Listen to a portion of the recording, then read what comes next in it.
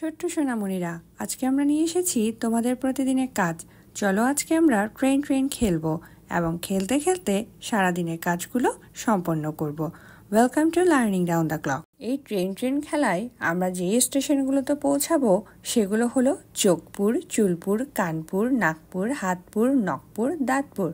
চলো এখন কিভাবে এই স্টেশনগুলোতে আমরা ট্রেনে চড়ে যাব সেটাই আমরা দেখি। আমরা সকালে ঘুম থেকে উঠেই যাব চোখপুর স্টেশনে। তোমরা কি জানো চোখপুর স্টেশনে কিভাবে যেতে হয়?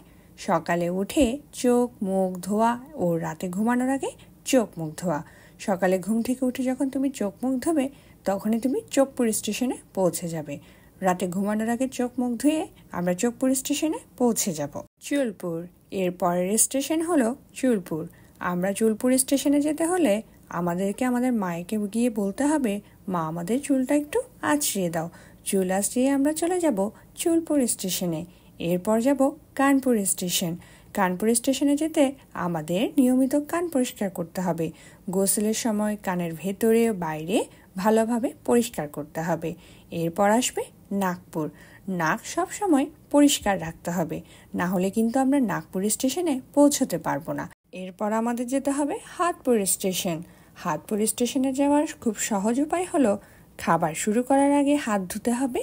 খাবার শেষ করার পর হাতকে ভালোভাবে পরিষ্কার করতে হবে। হাতপুর স্টেশনের পর আমাদের যেতে হবে নকপুরে। নকপুরে যদি তুমি যেতে চাও তাহলে প্রতি সপ্তাহে একদিন তোমার নখ কাটতে হবে। আমরা এখন নকপুর যাব, আর নকপুর যেতে হলে তোমাকে অবশ্যই নখ কাটতে হবে।